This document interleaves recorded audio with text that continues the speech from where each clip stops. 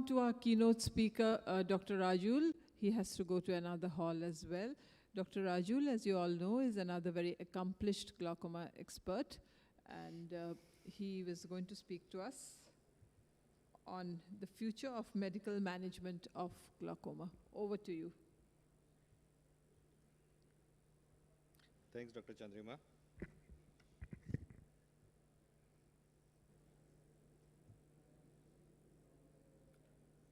Okay, so I'll be talking about the future of what medical management future lies, and there are lots of things will be available in near future. Before I start my talk, I'd like to thank Dr. Shefali for allowing me to use some of her slides. So this is the current medical management. We are using mainly topical eye drops, and then we move on to laser in some open-angle glaucoma patients and surgery. Now, the topical eye drops, most of them are available with preservative, and preservative do have lots of side effects, including severe OSD, ocular surface disorder. Some of the drugs have side effects like brimonidine. So we have to move on to something different, and what are the options we have. So at this point in time, what I will try to concentrate, slides are not moving.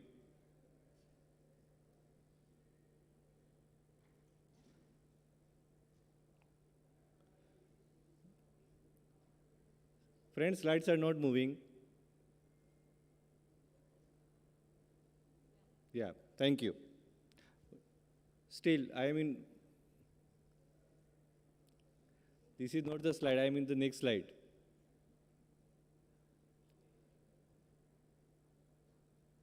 Should I move on to that podium?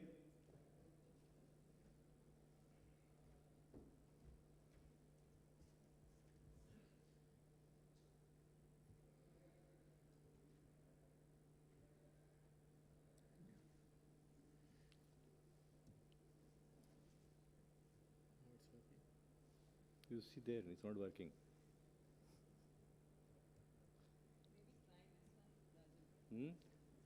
Try this podium, I think. Yeah. It was happening in the other hall also. I don't know why. I think the laptops are old.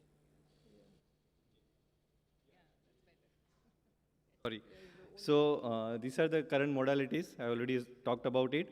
The drugs do have side effects, mainly related to preservative, and some of the drugs causes side effect because of itself. Now, what are the future prospects we have? So I'll be talking about newer molecules, the preservative-free technology, and mainly I will concentrate my talk on the newer drug delivery systems, mainly nanotechnology. So the newer molecules, there are lots of newer molecules. I just talked two. One is trabedonosone and one is omidengpeptyl isopropyl. Now, trabedonosone is a newer, is a different mechanism. Is a selective adenosine mimetic, but at this point in time, whatever the data we have, it has failed to show the superiority. In fact, it failed to show even non-inferiority to timolol. So we have lots to go, lots of new research before we can even talk about it, because it's not as good as timolol also. And the other is the selective EP2 receptor agonist. The phase 3 showed that it is non-inferior to prostaglandin. So this is something good. So we have a drug which is as good as latanoprost, and maybe with new research or maybe with little modification, it would be little better than prostaglandin. That is what we are interested in. But again, it's once a day. It works on both trabecular and uvascular outflow. So this is what something I'm looking at in the future. I think it should be available in couple of years because Japan has already approved. I will concentrate more on the different, as I mentioned, nanotechnology. And nanotechnology means lots of different things. Nanotechnology can have a drug delivery system. Nanotechnology is also available for surgical devices. Nanotechnology is also available for the IOP measurement devices, sensors. So I'll just try to cover a little of overview of everything. Now, what is nanotechnology? It is a convergence of science and engineering. Basically, we have reduced the particle size to a nanomillimeter. Now, what happens? Now, why nanotechnology is different than the regular technology what we have? So, main difference is particle size. Now, what happens that when you reduce the particle size, the surface area is greatly increased. So if I just give an example of 10 centimeter cube, it is a surface area of 600 square centimeter as opposed to 2 centimeter cube. It is a surface area of 24 square centimeter with a volume of 8. So the ratio drastically increases, and this change in the particle size also changes the physical property, the magnetic property, and all these leads to a better penetration and a better outcome as far as the end point. So in glaucoma, IOP reduction is concerned. So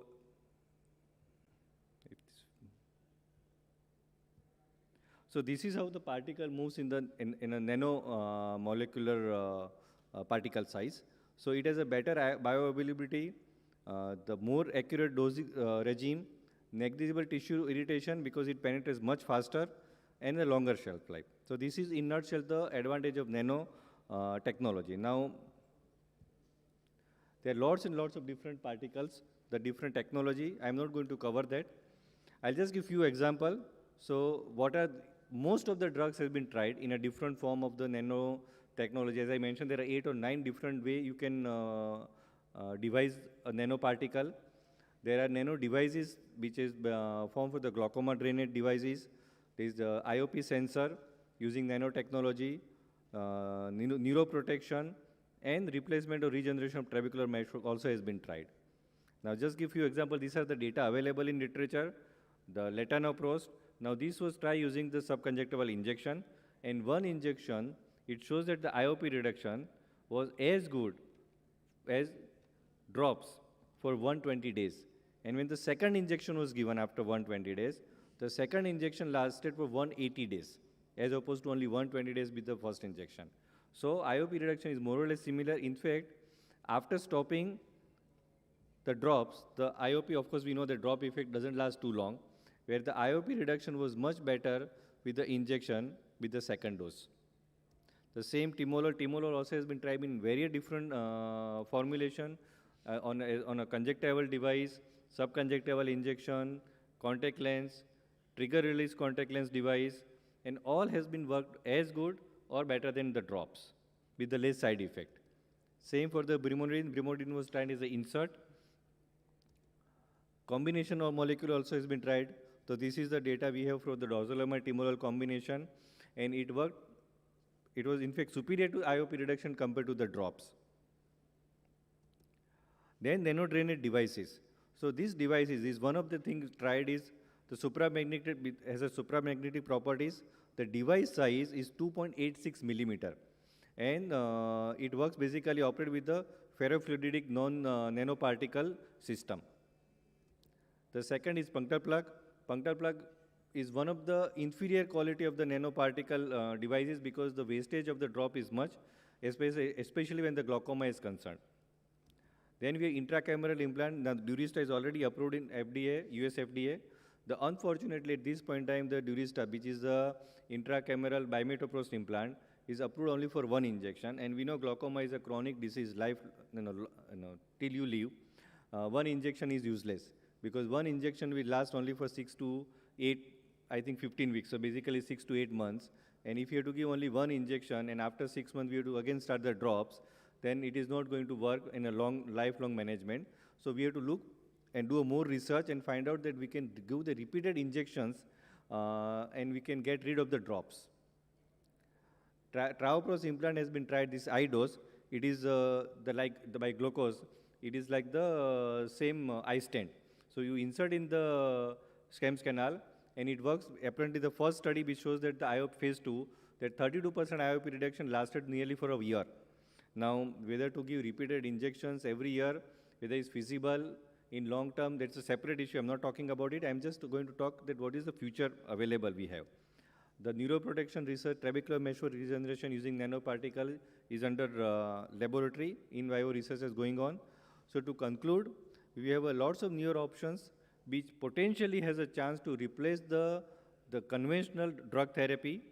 And it's going to be a really fantastic. In next 1 decade or so, we'll have lots of potential, lots of future, and once we replace the patient from the management aspect, because currently we know that the adherence and compliance is a big issue.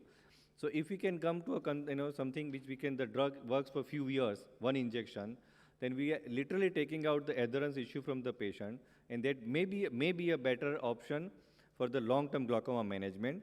Of course, anything new which comes, it's like two sides of the coin. So other side of the coin of nanotechnology, we are not aware, but there's something called nanotoxicity. And this we would only know once we have started using it on the long term. But at this point in time, the safety issues are always there, the nanotoxicity and other issues, but the future has lots and lots to offer, and hopefully within this decade, we'll have something really concrete as far as the nanotechnology is concerned in our armamentarium. Thank you. Thank you very much, Dr. Rajul. That was indeed a wonderful talk, and we really have a lot to look forward to as far as the armamentarium of glaucoma medications is concerned.